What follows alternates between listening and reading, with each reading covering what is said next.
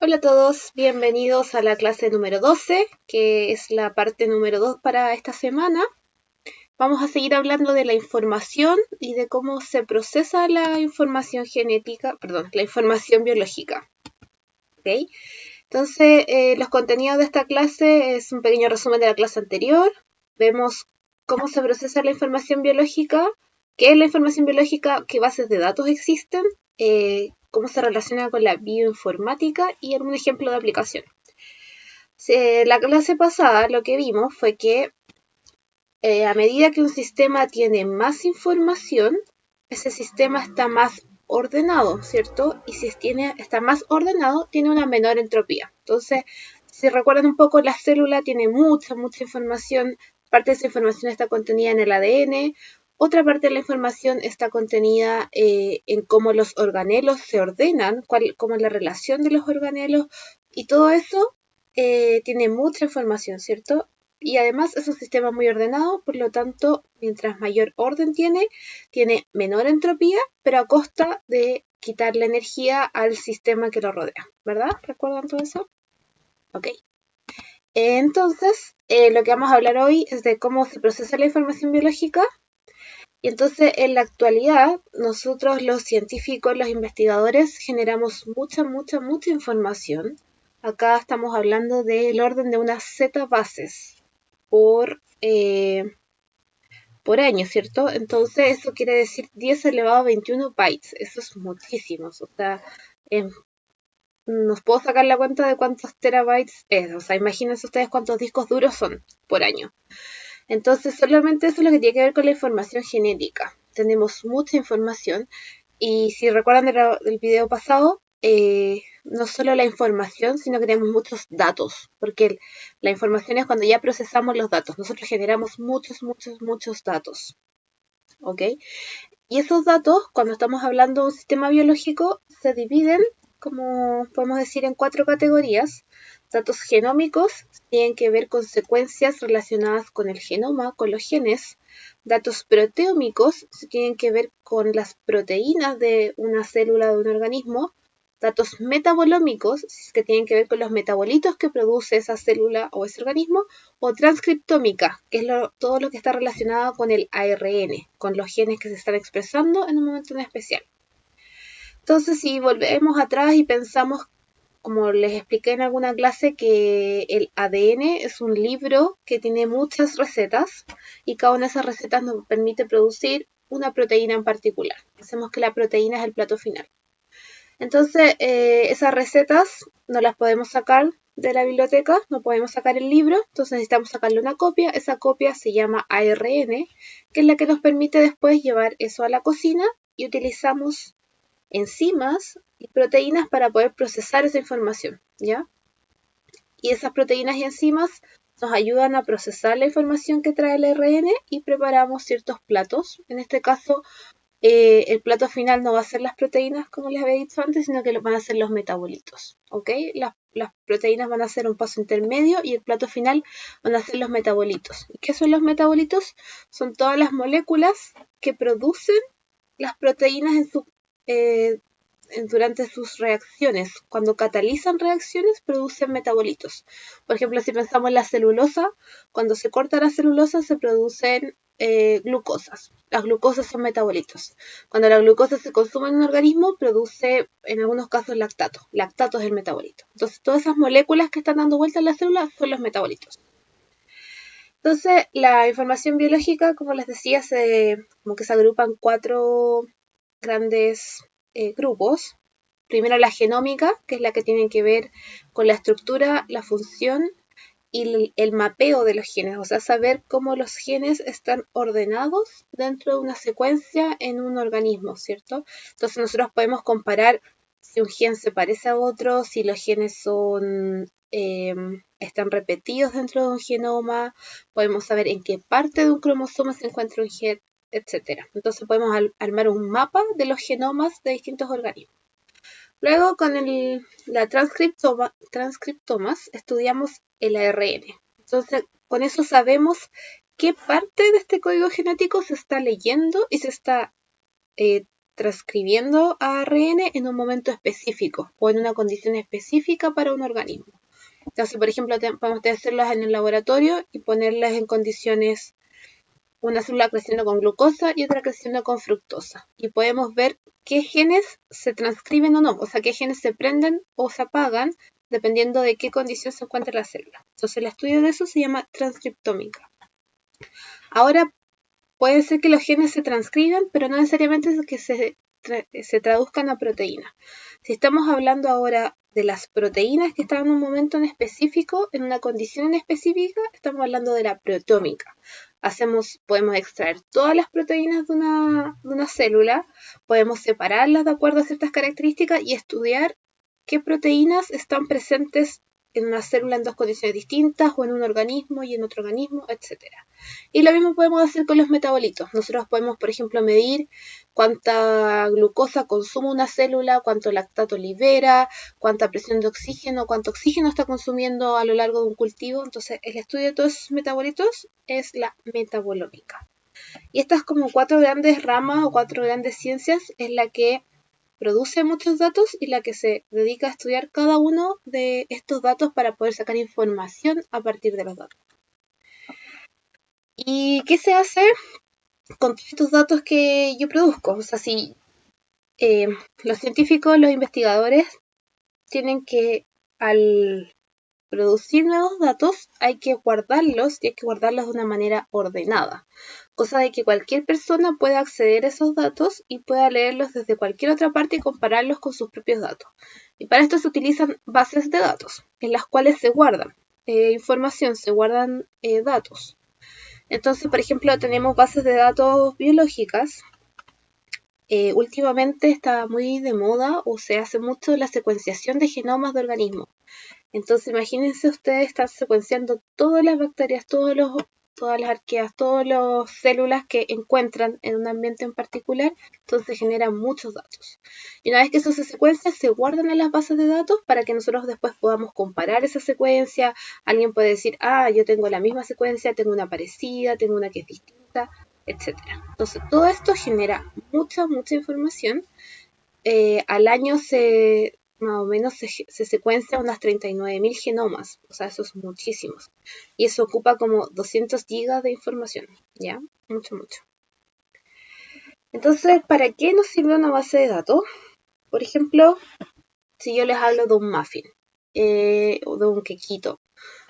Ustedes ven este quequito, ¿qué es lo que ustedes conocen? ¿Ya? Ustedes saben que este quequito tiene este color, tiene unas frutas encima, tiene cierta textura, porque ya saben cómo es, lo han probado antes. Ustedes han trabajado con este muffin, lo han cocinado, lo conocen. Entonces después yo tengo este otro pastel que nunca lo he probado, nunca lo había visto en mi vida. Pero yo me doy cuenta de que es más o menos parecido al muffin que yo conozco. Tiene más o menos la misma forma, los mismos colores, tiene cositas arriba. Entonces yo podría pensar que este pastel es más o menos parecido a este muffin, ¿cierto? Dada lo que yo ya conozco de un muffin, puedo decir si otro se parece o no. Entonces eso es lo mismo que hacemos con las bases de datos. Si tenemos una secuencia de un genoma, podemos poner toda esa secuencia de un genoma, utilizar una herramienta, un algoritmo que nos haga comparar esa con una secuencia nueva. Y si las secuencias se parecen, va a ser que probablemente el organismo o la proteína que estemos comparando tenga una función similar. Secuencias similares en general entregan funciones similares. ¿Ok?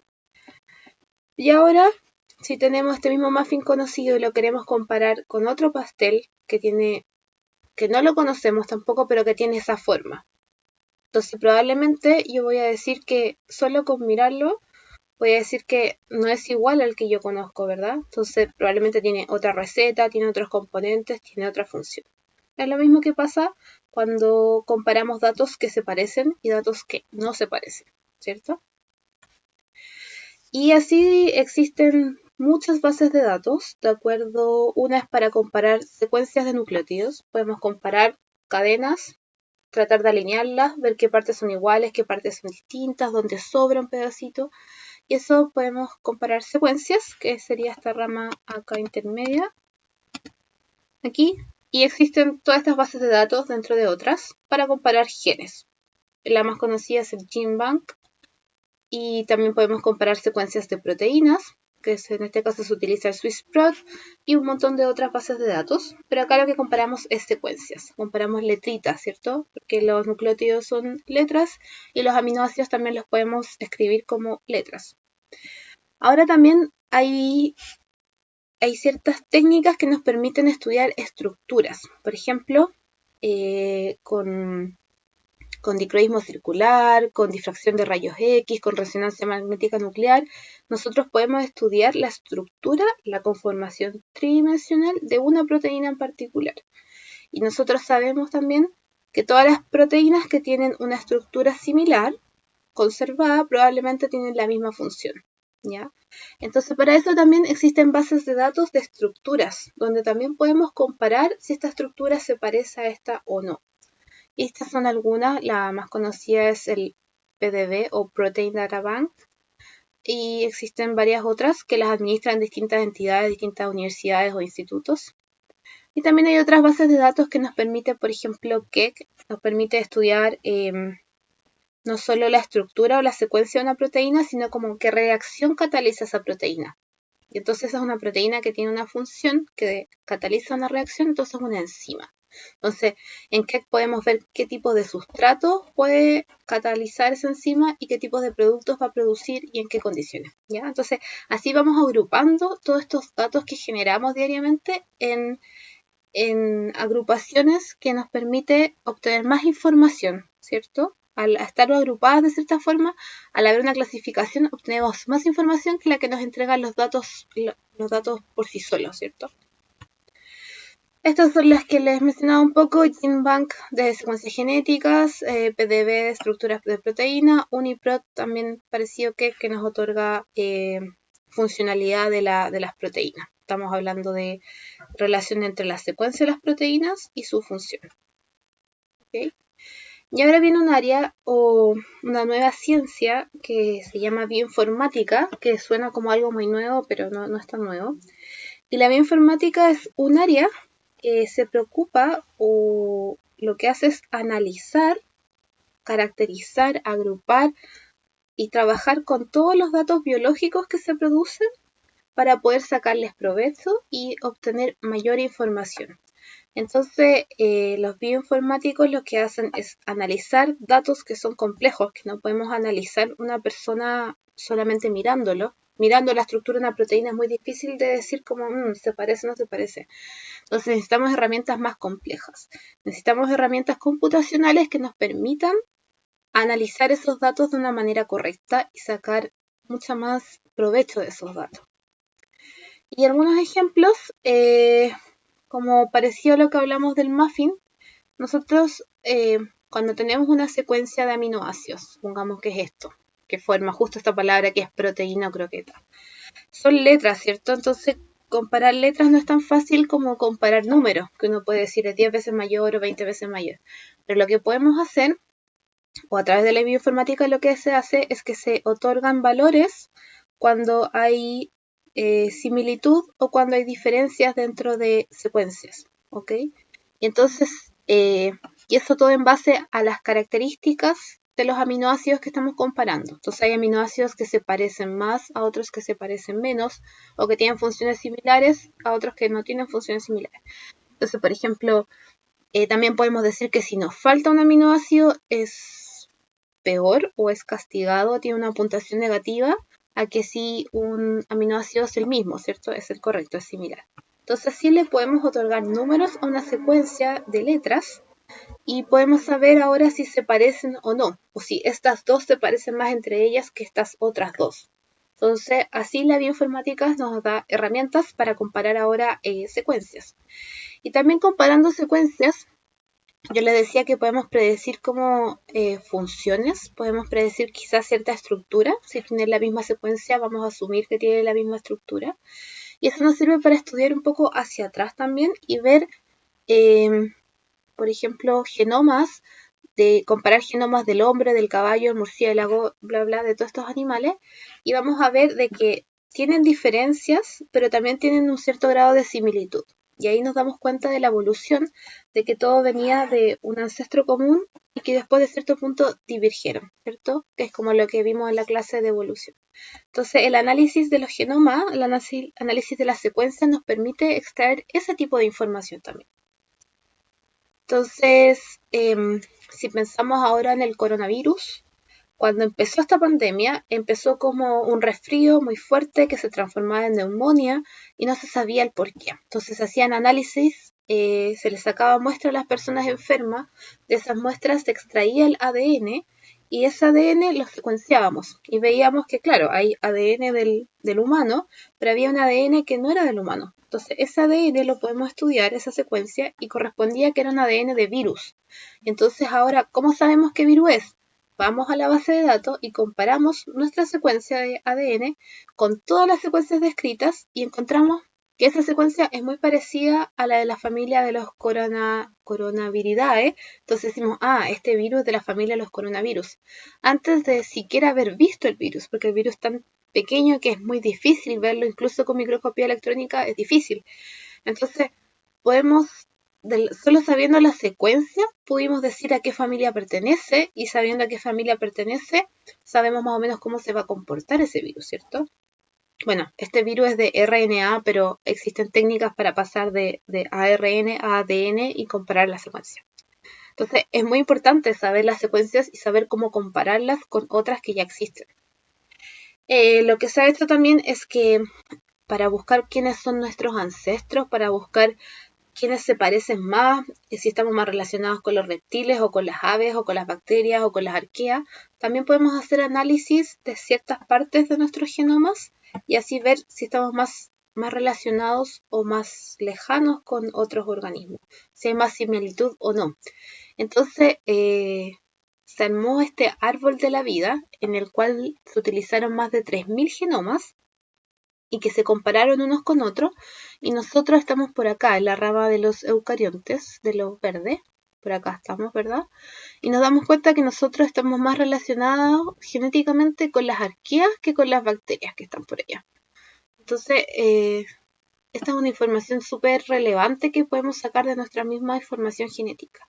Y también, por otro lado, vemos acá un área de organismos que no se relacionan con ningún otro, no son, prácticamente es un área nueva, pero estos son organismos que no hemos podido cultivar en el laboratorio, son organismos que hemos encontrado en la naturaleza, que podemos sacar un pedacito o un trozo de su ADN desde su ambiente, desde la naturaleza, pero no los podemos cultivar, entonces no sabemos mucho de ellos, pero sí tenemos información genética para poder compararla con otros organismos y armar este árbol de la vida. ¿Okay? También, ¿para qué nos sirve la bioinformática? Ustedes saben que hay enfermedades que tienen una relación genética, como por ejemplo el Alzheimer, el cáncer, las artritis, la obesidad, etc.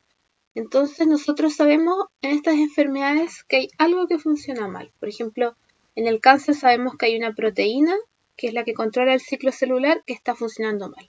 En el Alzheimer hay otras proteínas que se llaman beta-amiloides que se acumulan en el cerebro, y cuando se acumulan ya el cerebro no funciona bien. Entonces hay un problema a nivel de proteína. Y en ciertos casos una proteína puede ser que se exprese más, que se exprese menos, que haya mayor cantidad o que haya menor cantidad. Entonces ahí nosotros estamos mirando la proteómica, ¿se acuerdan?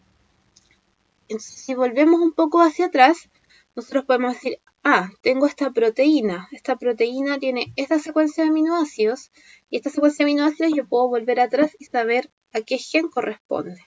Ese gen yo sé en qué parte del cromosoma está, ¿ok? Sabemos, esta es la secuencia genética, sabemos en qué parte del cromosoma está, y podemos ahora analizar esta secuencia genética de un paciente en particular con una enfermedad y compararlo con otra persona que no está enferma y ver cuáles son los cambios en la secuencia de ADN que tiene, cuáles son las mutaciones, y decir, entonces por eso está funcionando mal, porque tiene estas mutaciones. O al revés, podemos ver la información genética de una persona sin saber que tiene la enfermedad y ver si tiene ciertas mutaciones, y vamos a decir, tiene mutaciones, probablemente va a desarrollar esta información, o sea, esta enfermedad en el largo plazo. Y esto es un poco lo que hablamos alguna vez de la medicina de precisión. Entonces, nosotros podemos analizar la información genética que tenemos para poder detectar enfermedades, para saber si un cáncer, por ejemplo, va a ser grave o no va a ser grave, y con eso poder tomar decisiones clínicas. Por ejemplo, si remover una mama que puede desarrollar cáncer de mamas o no. ¿Okay? Y a veces esto, la bioinformática es muy importante porque a veces la mutación no está en un gen en particular, sino que está en varios genes a lo largo del genoma. Entonces es importante poder analizar todos esos genes al mismo tiempo en un grupo grande de pacientes que sea representativo, no sé, 1000, 2000 pacientes, y ver si todos tienen el mismo patrón. Entonces todo eso se hace con bioinformática, poder analizar datos, ¿cierto? Datos que tienen un origen biológico y datos que nos van a afectar en el desarrollo de un organismo biológico. ¿Okay? Y llegamos a la última parte de la clase, que es la bioalgorítmica, que se trata de cómo hay algoritmos que están basados en procesos biológicos que ya existían. Y esto les debería al tiro a ustedes hacer pensar en la biomimética, ¿cierto? Que era basarse en procesos que ya existen en la naturaleza y en el fondo copiarlos para resolver un problema. Entonces, un algoritmo es una serie de instrucciones o de recetas o operaciones que permiten llegar a un resultado esperado, ¿cierto? Que permiten solucionar algo. Y dentro de la naturaleza, como les decía, hay varios sistemas que solucionan problemas, ¿verdad? Que siguen ciertas reglas y solucionan un problema. Dentro de eso está los algoritmos de las colmenas de las abejas, de colonias de... Ay, perdón. Los algoritmos de hormigas, que también hay otro de abejas, por eso me confundí. Entonces, vamos a hablar, por ejemplo, los peces. Los peces o las aves también se mueven como cardúmenes o como bandadas porque eso les favorece de alguna medida. Por ejemplo, los peces que se mueven como un cardumen les permite que no ser atrapados por sus depredadores, porque si anduvieran solitos, quizás uno por cada lado, sería mucho más fácil de atrapar a que si anduviesen en cardúmenes.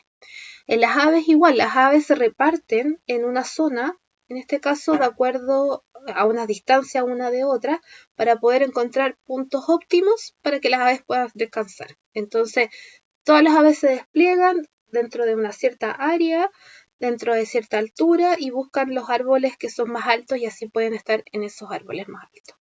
Entonces, también existe esto mismo para los enjambres de abejas y a la medida que vamos observando cuáles son las reglas de esos sistemas, de estas bandadas, de estos cardúmenes o de los enjambres de abejas, cuáles son las reglas que ellos siguen y cuáles son los problemas que tienen que solucionar, eso los podemos aplicar en otro problema tecnológico o un problema bioinformático o un problema computacional incluso. Entonces las hormiguitas, vamos a hablar de los algoritmos de colonias de hormigas, cómo funcionan. Ustedes siempre han visto que hay una filita de hormigas en su cocina. ¿Cómo llegaron ahí esas hormigas? Alguna vez lo han visto, se les quedó algo afuera y al otro día está lleno de hormigas. Entonces lo que pasa es que las hormiguitas, hay unas hormigas que son las exploradoras que salen de la colonia y empiezan a explorar. Caminan, caminan, caminan sin mucho sentido, digamos, hasta que se encuentran con comida. Cuando se encuentran comida, lo que hacen es volver al... Ay, ¿cómo se llama? A la... Ay, se me olvidó. Vuelven a su... como al nido. Después me voy a acordar. No, no es la colmena. Vuelven a su nido. No me puedo acordar cómo se llama, repetí tantas veces esto. Bueno, entonces, a medida que van volviendo, en su camino van a dejar feromonas, van a dejar una marca, ¿cierto? Después va a pasar otra hormiga, que es otra hormiga exploradora, y se va a encontrar con esa marca de feromonas, con ese olor en particular. Y esa hormiga va a seguir la misma trayectoria, porque es la trayectoria que indica que hay comida. Y así va a pasar con otra hormiga, otra hormiga, otra hormiga, y es como van a encontrar el camino más directo, más rápido, más expedito entre la comida y la palabra que no me acuerdo cómo es, el nido, no es colmena, algún día me voy a acordar, pero ustedes me entienden, ¿cierto? Entonces van a encontrar ese trayecto más corto y van a solucionar el problema de cómo llegar más rápido a la comida. Este tipo de modelos, estos algoritmos de colonias de hormigas, el hormiguero, pues así se llama, ¿no? Que esa era la palabra que no me podía acordar, cómo llegan al hormiguero. Perdón. Y entonces, este tipo de algoritmos se utilizan, por ejemplo, para ver cómo se mueve la gente, para modelar cómo se mueve la gente dentro de un parque de diversiones, ¿cierto? Que son lugares que hay que hacer fila, entonces uno tiene que pensar antes, ¿me convendrá ir primero al Boomerang o ir primero al... Oye, no me acuerdo de los juegos, al barco pirata o ir al Evolution, o al Raptor, no sé. ¿Cuál me conviene ir primero? ¿Cuál es la ruta óptima, verdad? También se usa mucho en marketing, en el diseño de los supermercados para ver qué góndolas pongo primero.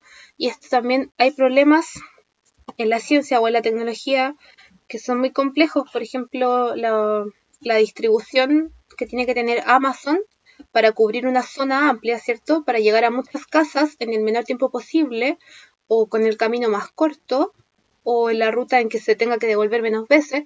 Entonces, todas esas cosas nosotros las podemos programar y podemos utilizar este tipo de algoritmos que los copiamos o los imitamos de la naturaleza. Acá hay varios enlaces que ustedes pueden seguir para que después vean más videos que los explican con más detalle, porque obviamente yo no soy experta en algoritmos, pero ahí puedes entenderlos con más profundidad. Hay otros tipos de algoritmos que se llaman algoritmos genéticos, y estos algoritmos están basados en los procesos de evolución y de la selección natural. Entonces, tenemos que resolver un problema. Tenemos varias entradas, varios datos de entrada para tratar de resolver ese problema. Entonces, juntamos todos estos datos de entrada, le damos un algoritmo, damos como una función que tiene que resolver y va a llegar a una respuesta. Pero esa respuesta quizás no es la mejor para nuestro problema. Entonces lo que hace es que las dos mejores respuestas las mezclamos y esas dos mejores respuestas van a de nuevo responder la misma función. Entonces ahora puede ser que esa sea mejor. Entonces nosotros es como en la evolución en donde ahí se mezcla el material genético de dos cromosomas, ¿verdad? Y eso genera, se supone que la mejor versión al hacer la recombinación, ¿verdad? Y esa recombinación después un organismo sufre una presión selectiva para adaptarse a algo, entonces lo volvemos a desafiar y eso de nuevo es el punto de entrada para nuestro algoritmo y así hasta que encontremos la mejor solución. Incluso podemos obligar al sistema a que haga pequeñas mutaciones, a decir que hayan como pequeños errores y ver si alguno de esos errores nos entrega una mejor solución a este problema. Acá también tienen un enlace donde pueden entender esto de mejor manera, porque no es tan fácil de entender, pero son distintos ejemplos que la computación ha copiado de cómo funciona un sistema biológico. ¿Okay? Y por último, algo que también debe sonarles a ustedes, que está súper de moda, que son las redes neuronales. Tenemos una función, tenemos el algoritmo, tenemos algo que resolver. Y para eso tenemos muchos puntos, muchas entradas, mucha información que está entrando a este sistema. Y asumimos o tomamos esa información como que fueran estímulos y nuestras funciones, nuestras ecuaciones son neuronas. Y estas neuronas están relacionadas unas con otras, porque al igual que en el cerebro, que las redes neuronales cerebrales, las neuronas están conectadas unas con otras, forman redes, ¿cierto? Y entonces les damos estímulos, los neuronas van a realizar una respuesta y esa respuesta tiene un cierto peso, ¿ok?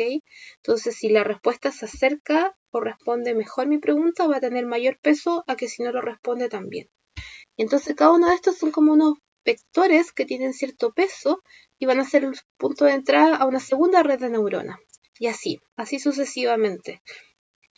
Y esto nos permite para hacer clasificaciones. Estas redes neuronales se están utilizando mucho actualmente. Y bueno, tampoco es necesario que ustedes lo entiendan en profundidad. Pero por ejemplo, cuando ustedes usan el reconocimiento facial de su celular, lo que hace es que llegan varios estímulos. La cámara capta esos estímulos y dentro del celular hay probablemente un algoritmo de redes neuronales y llegan toda esa información como grupos de datos. El procesador las procesa y ve si cada uno de estos vectores corresponde a lo que son sus ojos, al vector nariz, al vector boca. Entonces, si hay similitud o no, va pasando a la siguiente etapa y resulta al final en algo que se desbloquea, ¿cierto? Es como la respuesta final es un sí o un no. Al igual que en las neuronas, que a las neuronas les llegan distintos estímulos y cuando es el estímulo adecuado, se dispara una cascada de cambio de voltaje y la neurona, por ejemplo, libera neurotransmisores. Entonces, responde a eso, a muchas entradas, a muchos estímulos, con una descarga que resulta en algo más o menos de una salida que es un sí o un no. Si desbloqueo el celular o no desbloqueo el celular. Eso en términos generales.